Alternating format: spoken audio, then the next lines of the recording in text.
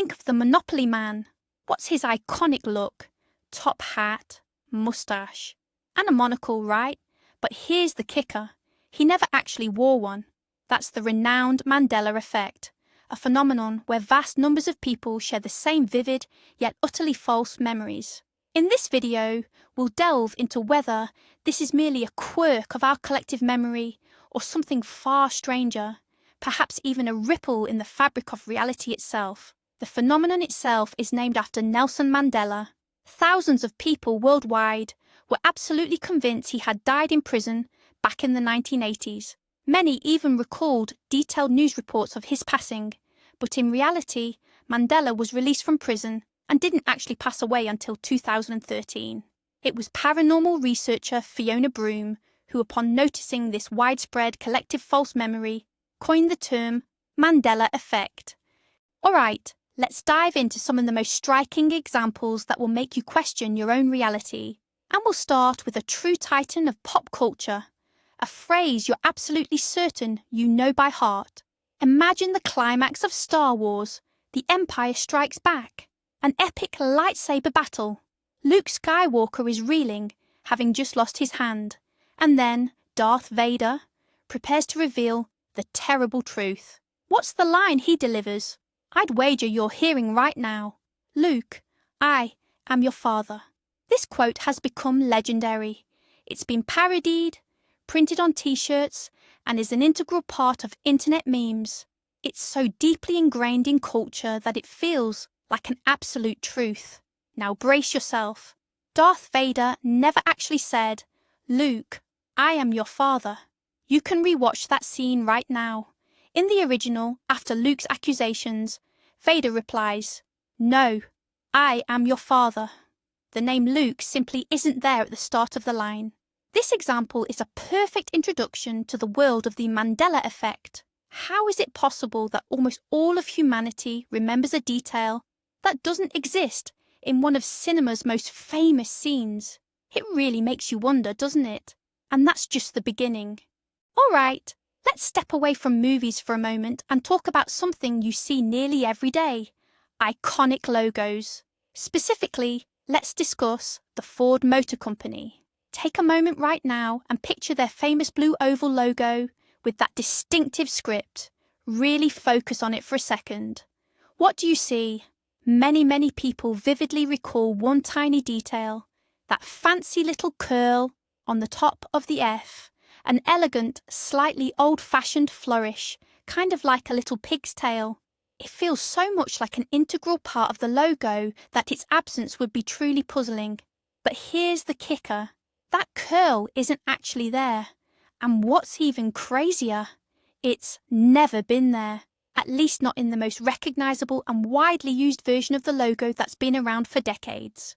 Go ahead and open a search engine right now and check for yourself. This is yet another classic example of the Mandela Effect. Our brains somehow fill in this detail, perceiving it as logical and stylistically fitting. But reality, once again, proves to be completely different. Why does this happen? Perhaps our brains simply strive for harmony and completeness, adding a flourish they believe should be there. Even our childhood, a time we often believe is perfectly preserved in our memories, can fall prey to the Mandela Effect. Think back to those classic cartoons featuring Bugs Bunny, Daffy Duck, and all those other hilarious characters. What was the name of that iconic cartoon series? Almost everyone without a second thought would confidently say Looney Tunes.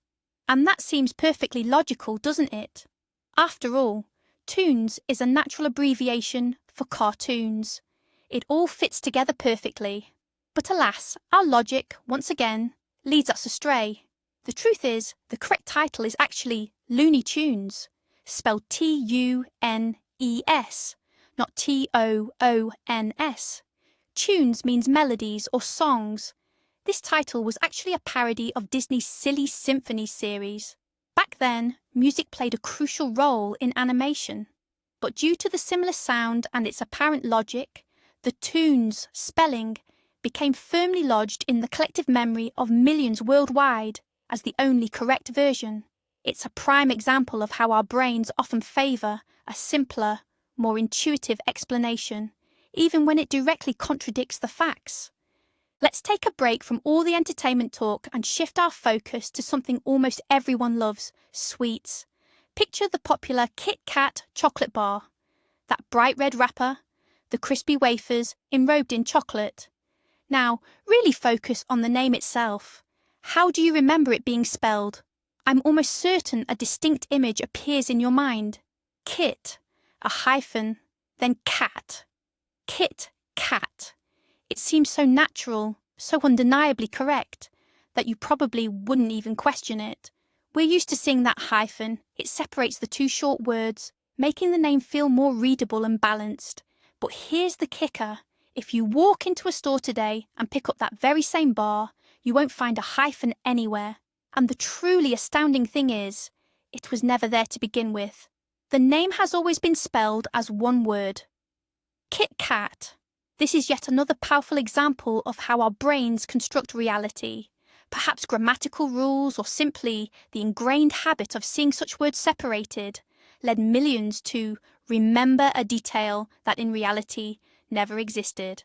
Our memory, once again, opted for a more convenient and seemingly logical version of events, completely disregarding reality. How good is your geography? Let's try a quick mental experiment. Picture a world map. You see the massive Indian subcontinent home to India. Now, where's the island nation of Sri Lanka? Most people would instinctively place it directly south of India's southern tip, like a large teardrop, dripping right off the peninsula. This image is so ingrained in our minds, it feels like an undeniable fact we learned in geography class back in school. But if you pull up any modern map right now, you're in for a surprise. Sri Lanka isn't directly south, it's distinctly to the southeast, about 100 kilometres off India's coast. It doesn't hang directly beneath it. This geographical shift in our collective memory is one of the strangest examples of the Mandela Effect. It makes you wonder, did we all misremember our geography lessons? Or did the map actually change? Of course, geologists would tell us that's impossible. Yet for many, the feeling that it used to be different remains incredibly strong. Let's dive back into the enchanting world of fairy tales and magic, a world we've known since our earliest childhood. Think back to Disney's classic animated film, Snow White and the Seven Dwarfs. The evil queen approaches her magic mirror, ready to ask the most crucial question on her mind. What does she say? Millions around the globe would confidently quote, "Mirror, mirror, on the wall, who is the fairest of them all?" This phrase has truly become iconic. It's woven into parodies, commercials, and everyday conversation, symbolizing vanity and envy. But, as you might have already guessed, that exact wording isn't what she says in the original Disney movie. In reality, the Queen addresses the mirror like this: "Magic mirror on the wall." Yes, she uses the word magic, not mirror, twice. The mirror version simply feels more poetic and memorable, which is likely why it became so deeply ingrained in our culture, effectively displacing the original from our collective memory. It's another fascinating example of how our memory isn't just a precise recorder, but rather a creative editor that often prefers more vivid and catchy versions of events. Let's take another deep dive into the world of cinema, specifically the psychological thriller. The Silence of the Lambs introduced us to one of history's most charismatic and terrifying villains, Dr. Hannibal Lecter. His first encounter with FBI agent Clarice Starling is a masterclass in building tension.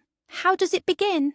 Many vividly recall Lecter standing behind the reinforced glass of his cell, uttering that chilling phrase, "Hello, Clarice." That greeting feels so personal, so unnerving it's become etched into our memories.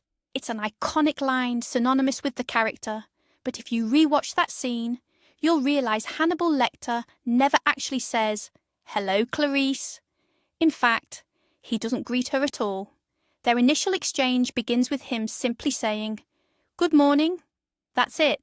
The line, "Hello, Clarice," fits so perfectly with the character's aura and the film's chilling atmosphere that our brains likely created it, piecing it together from other dialogue fragments and the overall impression. Pop culture and parodies did the rest, cementing into our collective memory something that was never actually spoken on screen. Now let's talk about something that resides within each of us, our own bodies. A simple anatomy question. Where is the heart located? Most people would confidently place their hand on the left side of their chest. From childhood, we're taught that the heart is on the left. In movies, we see characters clutching the left side of their chest during a heart attack. We even place our hand over our left chest during the national anthem. This truth seems absolutely unshakable. However, anatomically speaking, this isn't entirely accurate. Our heart isn't actually on the left. It's practically in the center of the chest cavity, right behind the sternum. It's only slightly, perhaps 2/3, shifted to the left side, and its apex points downwards and to the left. That's why the heartbeat is most clearly felt or heard in that area. But the notion that the heart is entirely on the left is a significant oversimplification that has morphed into a widespread misconception. This is an example of how the Mandela Effect can impact not just pop culture, but also what we consider basic, almost scientific knowledge about ourselves. So we've explored numerous shocking examples, but why does all this happen? Let's move from these puzzling questions to some possible answers, starting with the most scientific and down-to-earth explanation.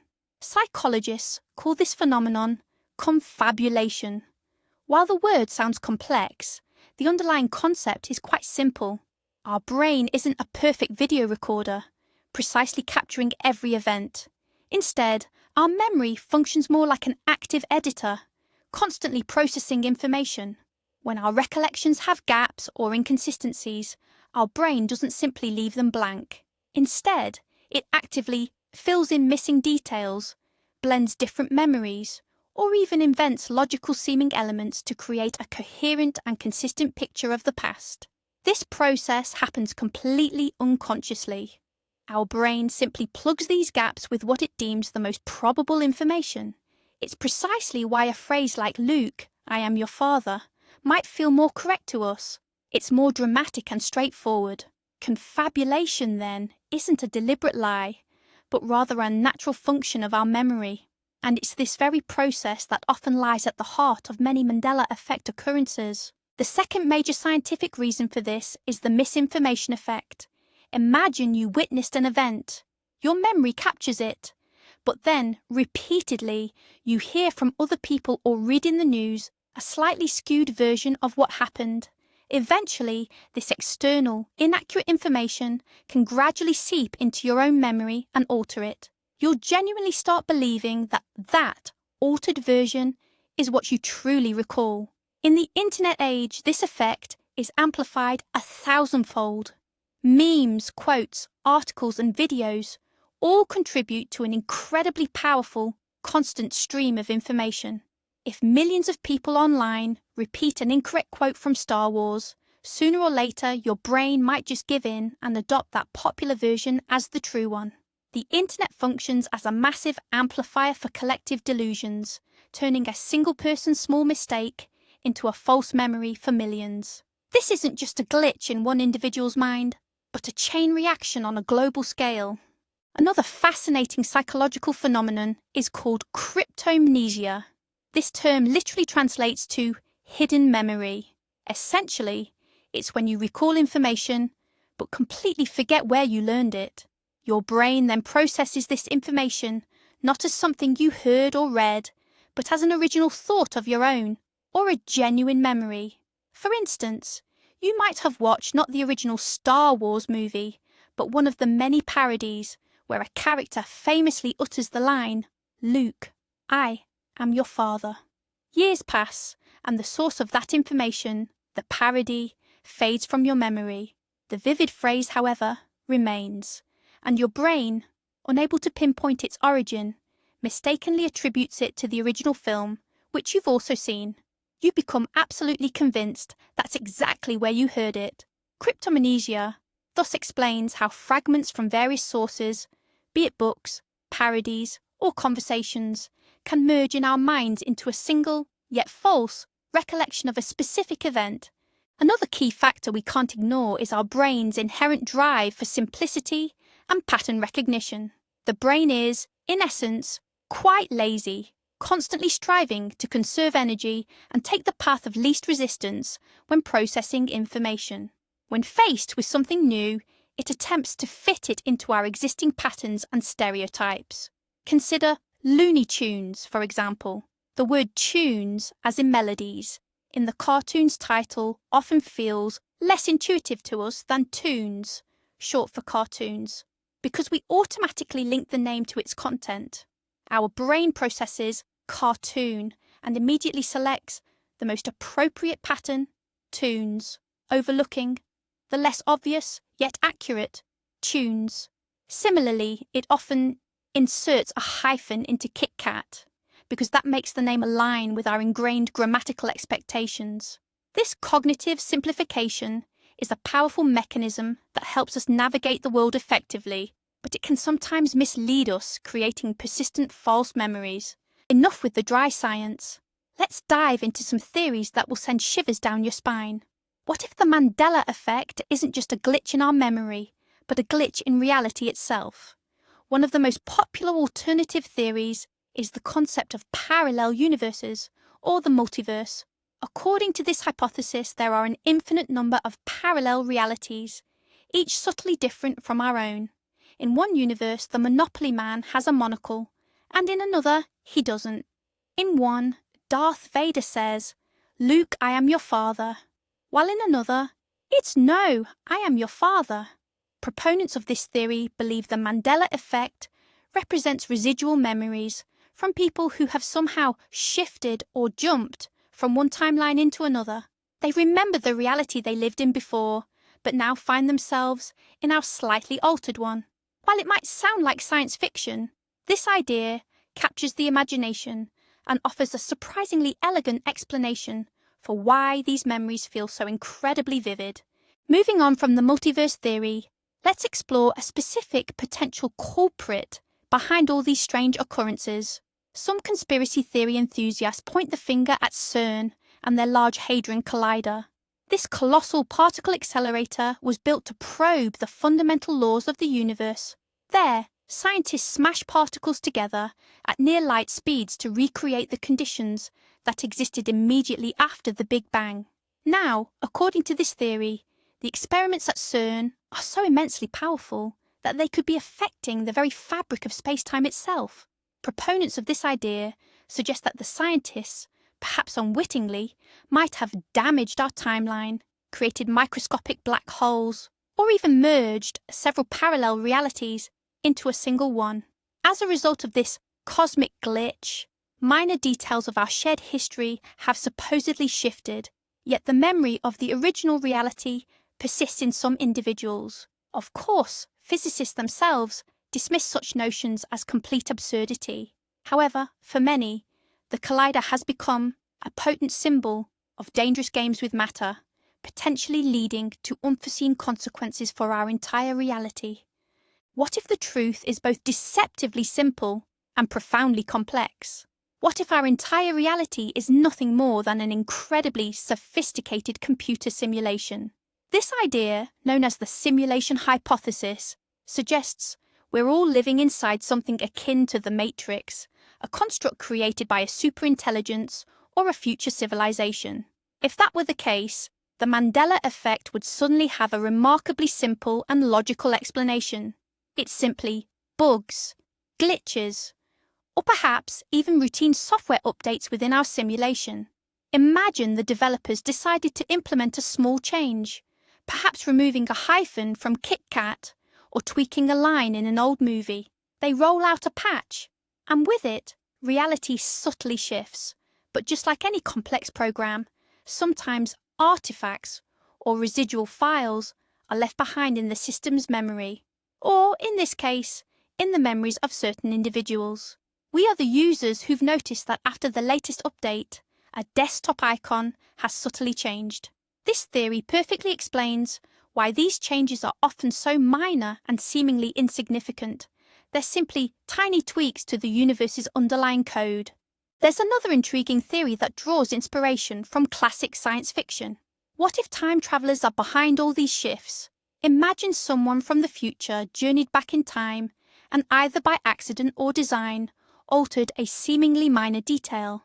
Perhaps they stepped on a butterfly, just like in Ray Bradbury's famous story.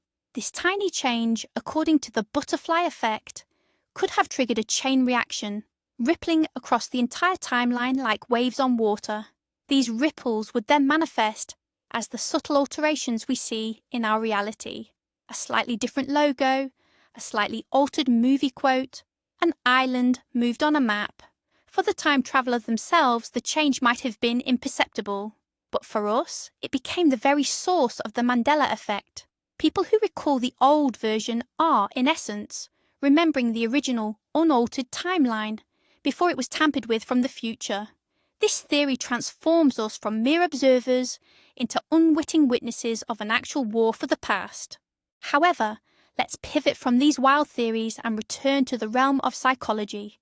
What makes these false memories feel so incredibly vivid, real, and undeniable, no matter their source? The crucial element here is emotional attachment. Most examples of the Mandela Effect involve things from our childhood or youth. Beloved movies, cartoons, snacks, and songs. These aren't just dry facts stored in our minds, they're imbued with strong emotions, nostalgia, joy, and a sense of carefree wonder. When a memory is emotionally charged, our brain assigns it a special status, tagging it as important and reliable. So, when we encounter a fact that contradicts one of these cherished, warm memories, it becomes incredibly difficult to accept. It's easier for us to believe the entire world has changed than to concede that our own, deeply treasured memory might be flawed. Emotions make a false memory powerfully convincing. Finally, there's another powerful factor that elevates a personal memory glitch into a widespread phenomenon. Collective reinforcement. Imagine you notice something odd, like Mr. Monopoly missing his monocle. At first, you might dismiss it, thinking you simply imagined it. But then you go online and discover a forum where thousands, even tens of thousands, of people are saying the exact same thing. They share precisely the same vivid memories as you and are just as baffled. Suddenly, your initial uncertainty gives way to firm conviction. You think, I can't possibly be wrong if so many people remember the very same thing. This mechanism of social proof is incredibly potent.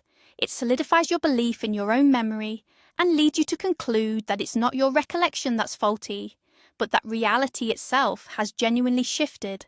The internet has created the perfect environment for the Mandela Effect to spread and become deeply entrenched, uniting people with identical false memories and fostering a sense of a shared alternative reality.